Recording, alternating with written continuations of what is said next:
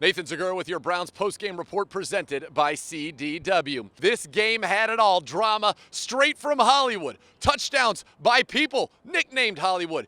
Everything you wanted. Two great football teams going toe-to-toe for 60 minutes. That's what you got. So how did we get here? Because this was a big story. Well, the Browns would take the opening drive right down the field. They would go up 7-0. Nick Chubb with the first of his two rushing touchdowns on the day.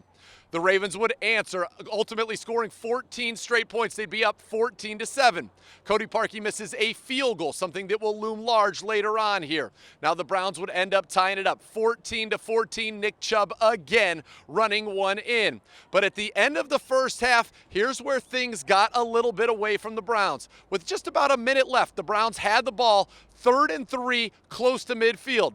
On third down, it looked like it would be a conversion, but a flag was thrown. It was offensive pass interference on Donovan Peoples-Jones. The very next play, you had intentional grounding on Baker Mayfield, and the Browns now would go all the way back. It looked like they were going to go score to end the half and take the lead, and instead they're back to their own 22. They punt it on third down. Lamar Jackson, a huge play to tight end Mark Andrews. 2 seconds later, he runs it in, and all of a sudden, it's 21-14 Ravens at the half. Now, they would get the ball to start the second half, and Jackson's running was a huge problem in the first half as he would score twice on the ground. Really, it was a problem all day as Jackson would end up running for more than 120 yards in the two scores against the Browns.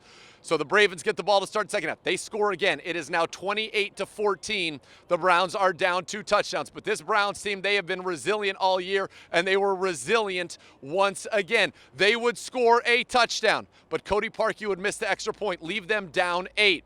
Now the Ravens would go, and they would score, but their extra point was blocked. Vincent Taylor getting in there, blocking the extra point of Justin Tucker. So now it's 34-20. The Browns would go down and score. Baker Mayfield finding Hollywood Higgins on a huge third down play. Kevin Stefanski said, you know what? We're going for 2. Baker Mayfield tried to hit Kareem Hunt. Off of Kareem Hunt's shoulder in the air, Donovan Peoples-Jones was right there when you needed him. And the rookie had a great game making big catches all game long. So the Browns get the touchdown and the 2. Now they're down 6.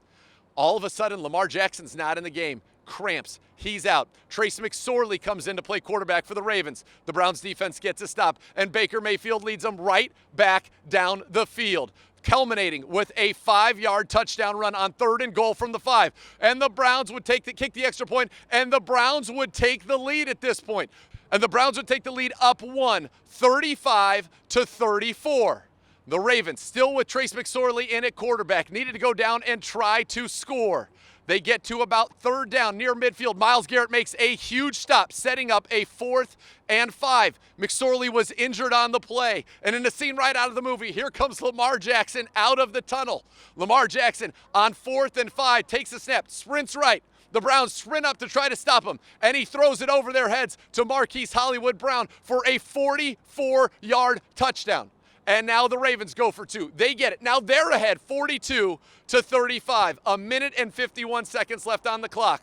All Baker Mayfield needed. And he was sensational today, throwing for over 300 yards, 2 touchdowns. He also ran in a touchdown. He hits Kareem Hunt. 4 plays, 75 yards. Back-to-back passes to Kareem. And Kareem Hunt gets in there, and he scores. And now it is 42-42. This game had it all, folks. Who had it last? That's who was going to win. Unfortunately, it was the Ravens. With only 1 timeout, Lamar Jackson moved them down the field. A couple passes to Mark Andrews, the tight end. And all of a sudden, with the game on the line, they trotted out arguably the best kicker in the National Football League, Justin Tucker, from 55 yards out into the dog pound. And he made it. 45-42. The Browns would try a trick play on their only play to end the game. The razzle-dazzle, reverses, this, that, whatever, resulted in a safety, hence the final score, 47-42. The Browns went toe-to-toe with the Ravens. This was a great, great game, and yet I would still say the Browns didn't play their best.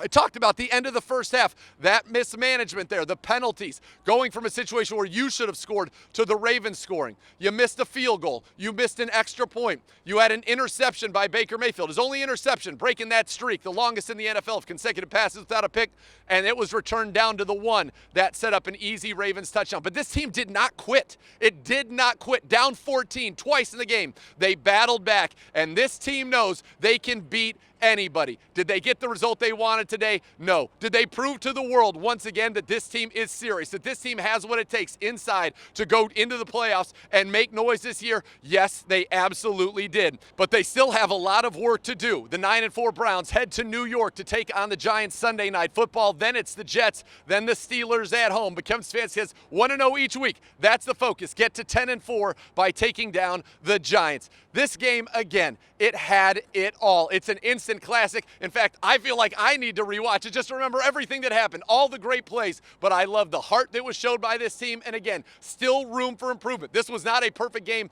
by any stretch of the imagination, and you were right there with a team that many people consider to be one of the best in the NFL. No moral victories. You could have won this game. And the Browns, I'm sure, in that locker room right there feel like they should have won it after 60 incredible minutes of football. And I bet it just fuels that fire to get on the field, take care of business against the Giants, and hopefully get another opportunity in a big game like this, because the Browns, boy, they answered the call. They were ready for the bright lights. We'll have the full breakdown of this game for you tomorrow on Cleveland Browns Daily at 1 o'clock. Myself, Bo Bishop, and the Hoff, Joe Thomas, breaking it down. What a game. Not the result we wanted, but a heck of a performance, a heck of a game, and it had to build confidence. You want to know if this team could come back against a quality opponent, down 14 twice. Baker Mayfield in this offense said, yes, you got to clean some things up on defense, but this team right now, I still believe, is ascending despite this result. This has been your post-game report from First Energy Stadium, presented by CDW.